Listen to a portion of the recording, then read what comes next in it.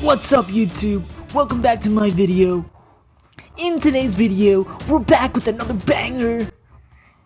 Is that how I need to be? Is that how I need to be to get your attention? Nah, I'm just kidding. The way you see yourself is important. I'm starting to realize that. The person you identify with when you wake up, the person that you think you are when you look in the mirror, that's the person you're gonna be. I think a lot of people my age right now especially struggle finding identity. I mean, I can't speak on my generation, everyone my age, but I know that's something I have for sure just throughout my life up until, the past few years. I'm starting to find myself, to find who I am and what I like. But every here and there, you kind of lose sight of yourself. And I can sit here and pretend like I know who I am. I know what to do. That's a lie. Because truthfully, I don't know fully who I am yet. But I do feel like I'm on the right track. And it's definitely something I'm still working towards. I'm definitely not there yet. And I want to get to the point where I can see myself as the person I imagine. And I feel like if you can have a clear image of who you want to be, and you just relentlessly walk towards that identity, you'll have to get there at one point, right? That's my theory. But basically, ask yourself this. What is your life story? What do you want to tell your grandkids when you're on your deathbed 80 years from now? What story do you want to be able to tell? Are you gonna live an interesting life? And when I say interesting, I mean interesting to you. Are you gonna live an interesting life and a life of fulfillment where you truly experienced it to the fullest that you could have? Or are you just gonna live by the rules of others and just be miserable? I guess the reason I'm on this journey to create my own interesting story is because I've seen it with the adults in my life growing up, how sad they all were. I mean, whenever I saw them, of course, they had a smile on their face, but deep down, I know a part of them is dead. And I know that because I've seen it taken out on me. Being the youngest feels like I'm the easiest to pick on, so of course everyone just throws their shit on me. But that's not the point I'm trying to get at. What I'm trying to get at is you either live your life by the identity you put on yourself, or you let the world define you. You let the people around you define you. There's a quote, I remember something along those lines. I don't remember exactly what it was, but I'm sure you've heard it. But that's basically the same premise, is that, yeah, you either lead your own life or you are led by others. That's not to say, letting other people put labels on you, letting other people tell you who you should be, tell you how you should be. If that's your thing, if you don't want to deal with that and you just want to do what people tell you, then that's fine. That's perfectly fine. If that's how you want to live your life, then that's fine. If that's what gives you fulfillment. But for me, maybe it's a selfish thing, but I gotta live life on my own terms. I gotta be able to have my own freedom for creativity, my own freedom to expression. I just have to be able to be authentically me. And I guess that's what I've been trying to grasp recently, is trying to just ignore all the labels that have been put on me growing up and let myself decide who I want to be. It's hard. It's hard, especially when you're a kid growing up. Who else do you have to believe but your family members, but the people around you, your friends? When they tell you something about yourself, of course you're gonna believe them. But then when you let that stick on you, and a lot of people do, they let them stick on them for the rest of their lives, and they believe that's how they are. Maybe some kid in the 5th grade called you stupid because you couldn't solve that math equation, and now you believe them. And now you're 35. And you still believe that you're stupid because that one time, that one kid called you dumb for not being able to solve that 2 + 4. Granted, if you can't solve 2 + 4, you are kind of dumb. But even though he might not know that that's where the root of his belief stems from, it does have a long-term impact on you. And you have to spend time sitting by yourself, dissecting yourself, your own mind, and figuring out, who are you actually? Are you doing this thing because you want to, or are you doing this thing because you think you need to, because everyone else is doing it, because you think your mom or your dad wants you to do it? And maybe that's why you don't feel fulfilled.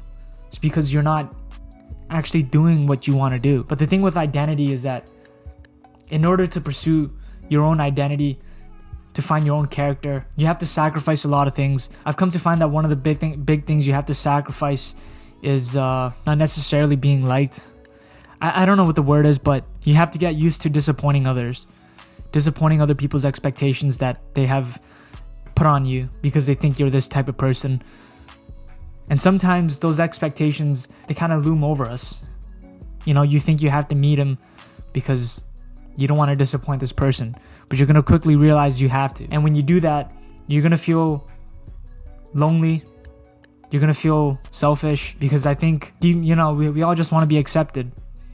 We all just want people to like us. We want people to tell us that we're normal.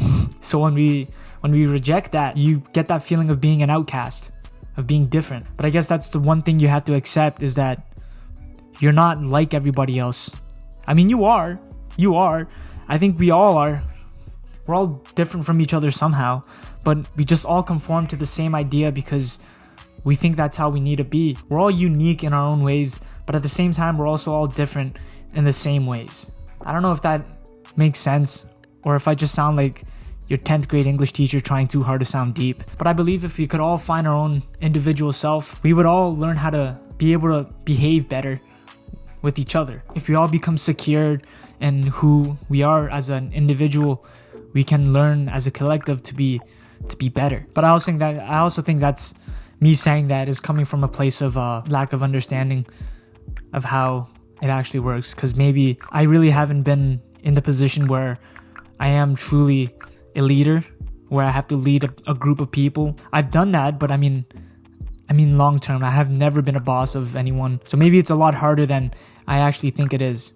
And it probably is. I still believe that if we learn as an individual to understand each other better, we would be able to live more happier with each other. I just want to go back to the feeling of selfishness for pursuing your own identity, because you're still human. You're still going to feel these things, and you're going to want to you're going to question yourself why you're even pursuing your own identity when sometimes it feels like it's just making you miserable. But then I'll stop myself and I'll ask, will I regret not accepting myself in the future because I wanted other people to accept me? Am I rejecting myself because I want other people to like me? Or should I just do the opposite and reject other people's approval of me and just like myself unapologetically? What other people tell you are, whatever people think of you, you don't have to believe them, because they don't actually know what's going on in here. Only you do. The only person who can really dictate what kind of person you are is yourself. So when you look in the mirror, what do you tell yourself? Why don't you treat yourself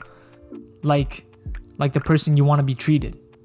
We're always taught to treat others the way we want to be treated, but why don't you do that to yourself? The more I'm saying that, I guess it's coming from a place of self-respect, learning to love yourself. But again, it's a lonely road, because maybe you have to turn a blind eye to the people who don't see you the way you see yourself. But you gotta ask yourself, is that a sacrifice you're willing to take? It's hard to say, because it's gotta be the right people. Would they be the same people to you if you were worse off than you are now? I don't know. I just believe in individuality. I believe that in the end, the only person who's gonna stay there until the very end is yourself. So why not learn to get along with yourself? And also, I want to become who I think I should be, and I'm not gonna stop until I become that person. Because truthfully, I want that person to be able to help everyone. Even though I just said all that, I want to help everyone that has helped me ever in my life. There has been so many people that have helped me, family, friends, the people that raised me. I think sometimes I can sound too angry and too salty at the people that raised me, but truthfully, that's all I want to do. I just want to help those people around me, because I feel like, going back to what I was saying earlier, we're all so similar. We all just want to be accepted.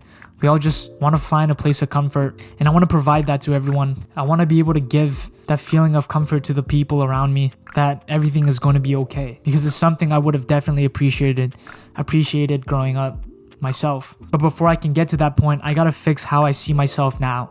I gotta fix all the quirks and become the person I truly am meant to become. One way I can start doing that, one way you can start doing that, is by building trust within yourself more.